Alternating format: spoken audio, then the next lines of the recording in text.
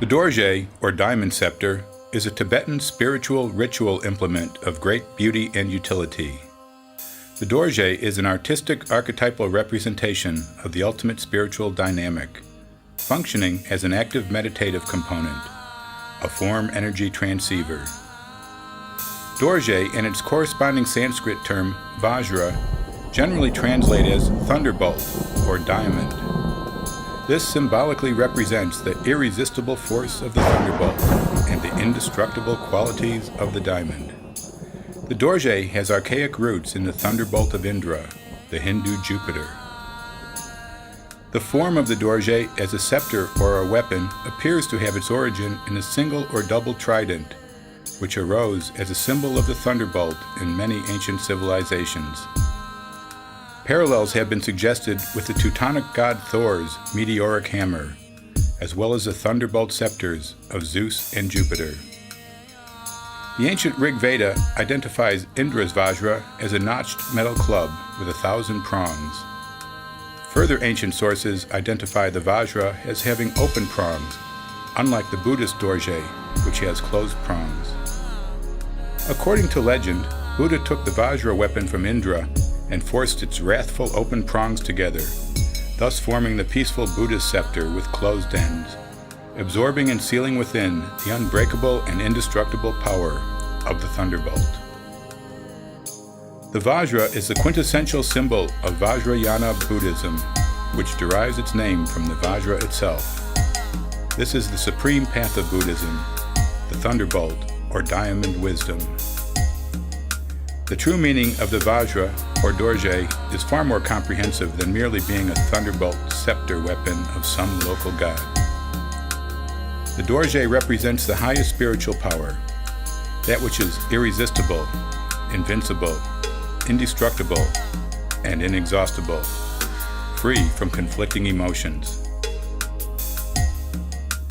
In Tibetan, Do means stone and Urji means master, and the master stone is considered to be the diamond for its nobility, purity, clarity, and ultimate hardness. The master stone is, of course, the philosopher's stone, or prima materia of the alchemists, and this symbolism is apropos for the Dorje. The secret of the philosopher's stone is that anyone who attains it cannot use it successfully for base purposes, such as riches and physical immortality, as such intent leaves one spiritually dead. The true philosopher's stone is not a physical object, but rather an awareness of the transformative power of awakened consciousness. The future is transmuted from the past by our current actions in the ever-present now. We hold the power of responsible freedom as both our birthright and obligation on our path of spiritual evolution.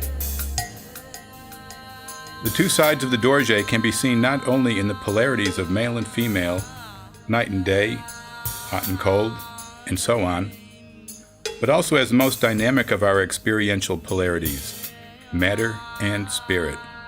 And matter and spirit are reconciled in the thunderbolt of awareness, where we become the undifferentiated singularity of enlightenment and perceive all as one, subjective and objective, united as a fundamental awareness.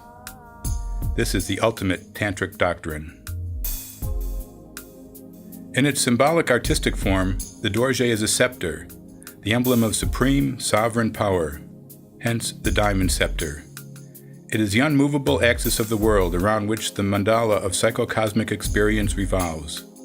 The Dorje's form corresponds directly to its function. The Dorje is an archetype of universal polarities, as two mirror image mandala heads emanate from the central point. The venoms of mortality are represented on one side, with the wisdoms of enlightenment on the other. Astute meditators gain awareness of many correlations.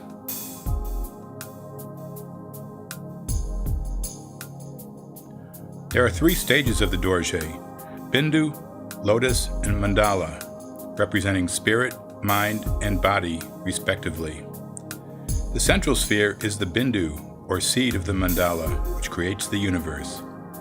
As the universe emerges from the unmanifest state, it forms into the minuscule point of the Bindu, where undifferentiated unity splits into duality, and our paths to awakening in the mandala begin. From the unity of the focal bindu seed spring two opposing 8-petaled lotus blossoms, representing the dualistic nature of manifest reality as perceived consciously. The symbolism of the lotus is as the meditation seat of the enlightened. From each lotus blossom emerge 5 rays of power, which converge at a higher point on each side. Dynamic archetypal polarities are represented by the 2 sides of the Dorje. On one side is this spatial realm we inhabit as physically incarnate humans. The other, the subjective counterspatial realm of mind and spirit. There are also Dorjes with 9 rays on each end, the 4 primary and 4 intermediate cosmic directions around the world axis. These 9 can also represent the Buddha and his 8-fold path, or the 9 vehicles or stages of the Nyingma, or Tibetan Old School Buddhist tradition. The 5-rayed Dorje contains the core archetype of the holy mountain Meru, surrounded by the 4 quarters of the universe. From end on, these 5 rays can be seen as the Vajrayana mandala of the Dahani or meditation Buddhas. It consists of 4 stages around a central stage, the central stage being the expression of the quintessence in its Dahani Buddha form. The 4 surrounding stages, the remaining Dahani Buddhas, can be seen in many ways: the 4 phases of the day, 4 directions, 4 seasons, 4 ancient elements, 4 states of matter, 4 ethers. This fundamental quadrature structure pervades as a divine metric of our experiential earth existence, and the mandala is the map. These Dahanis are not sentient beings who have attained Buddhahood. These Buddhas are projections of the highest potential of that which exists within each of us, the principle of enlightenment, spiritually differentiated into our total being. This is not about attaining enlightenment. This is about maintaining those moments of enlightenment we all have at times. The Buddha nature lies within.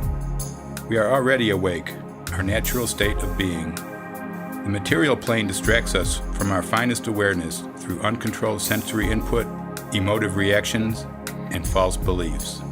To dissolve the distractions, one meditates on the Dahani Buddhas as representatives of what are termed the skandhas, our 5 aggregates of consciousness, being consciousness in its totality of physical and non-physical existence. Form, our physical beings. Feeling, both inner and outer sensation. Cognition, the processing of experience. And volition, intentional activity. These 5 together comprising an individual's total life experience.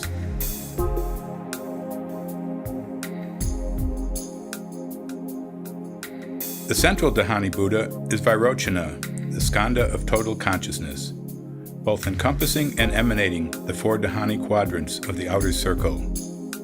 Here we find the wisdom of the universal law. Vairochana's symbol is the wheel, the setting into motion, the great wheel of life, which allows the transformation of ignorance into absolute awareness. The wheel of life contains 6 realms, 3 of the upper world, representing illusions of happiness, and 3 of the lower world, representing illusions of misery. These can be related to the 6 bardos or intermediate stages we pass through, 3 in life and 3 in death. The first quadrant is blue, as the sky at dawn. The Buddha is Akshobhya, the unmovable, our physical form in the objective world unfolding from total consciousness. Here we find the mirror-like wisdom, teaching non-attached awareness of the manifest world as a reflection of the interior, the gateway of the subjective and objective.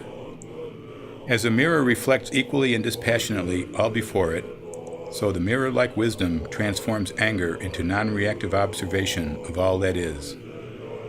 The color blue is mirror-like, as the surface of a calm lake reflects sky and terrain. Akshobhya's symbol is a Dorje, with its 2 poles mirroring each other, as the subjective and objective poles of reality non-reactively mirror each other in the clear state of enlightenment.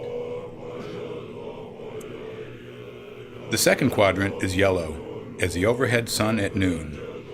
The Buddha is Ratnasambhava, the gift-giving jewel, the skanda of perception, representing the outer and inner sensations felt by our being, the gift of experience. Ratnasambhava lights all around us evenly in the wisdom of equality, transforming pride into saneness. We experience that all beings are equal before the pure light of spirit, just as the sun shines equally on rich and poor, good and bad. Ratnasambhava's symbol is the jewel, whose radiance dissolves the boundaries of self. The third quadrant is red, as the warm setting sun after a fine day. The Buddha is Amitabha, the compassionate one. The skanda is cognition, our processing of the perceptions gained through our physical form. Amitabha teaches us the wisdom of distinguishing inner vision. It is the realm of love and compassion, the Western paradise of bliss of the devotional Pure Land Buddhist sects. Amitabha's symbol is the lotus, the seat of meditation. Just as the sun sets, so do we turn inwards in meditation, transforming attachment into unity. The final quadrant is dark green, the night. The Buddha is Amoghasiddhi, wisdom of all-accomplishing karma-free action. The skanda is intention, representing our volitional responses after processing the perceptions gained through our physical form. It is the spiritually awakened free will, the realm of wisdom, where jealousy is transformed into accomplishment. The symbol of Amoghasiddhi is the double Dorje, or Visva Vajra. Visva is Sanskrit for manifestation.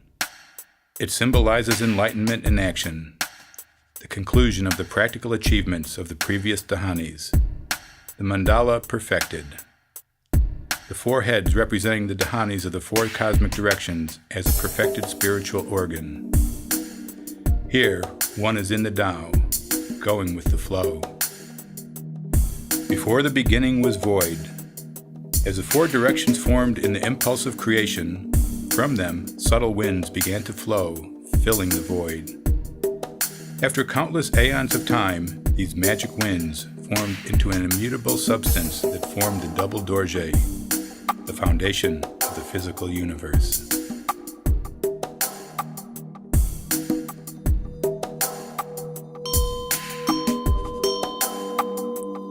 In ritual use, the Dorje is held in the right hand, while a bell is held in the left. The Dorje represents the masculine principle, compassion expressed through skillful means. The bell represents the female principle, wisdom, the hollow representing wisdom as inseparable from emptiness, and the clapper represents the sound of emptiness. The ritual bell commonly has the Dorje symbolism in the handle. To achieve enlightenment, these male and female principles must be conjoined to become one. The bell symbolizing the body, the Dorje the mind. The Dorje can also be placed in front of the meditator so that one may optically absorb its artistically functional structure into their being, whilst traveling a meditative path through its inherent correspondences. There is a higher form energy emanating from the Dorje due to its archetypal structure, as understood in the Western esoteric science of radionics. These exercises must be experienced directly. Words alone cannot express the awakening of archetypes, as any visual or musical artist will testify. Meditation upon the Dorje and constructing it in one's inner realm will guide the body, mind, and spirit to the awakened state, where all the psychocosmic elements of our incarnation are integrated and raised to their highest level. The Dorje is both path and symbol. It is an exquisitely curious artistic design that may be appreciated even if one is only at the preliminary stages requisite for esoteric exploration of its utility. To begin meditation upon the Dorje, one will attempt to grasp its symbolism and structure and initiate the correlation of their worldly awareness components to the archetypal structure. This progressively becomes easier and more intuitive. The Dorje becomes an active inner spiritual map of the universe, with which one may attain the highest levels of awareness whilst keeping grounded in their daily life. Samsara becomes nirvana. Consciousness transforms from mortal to immortal, and one perceives the infinite in the finite. The Philosopher's Stone is attained. Heart and mind function harmoniously together as a singular, responsive, non-reactive awareness. An archetype which provides life and growth engenders a fruitful philosophical pathway. Building a Dorje in the imagination as an organ of cognition is one of the greatest and simplest of spiritual practices. Beyond intellect, it is the pure beauty of spiritual freedom, which can only be grasped through uplifting actions in art, music, and life.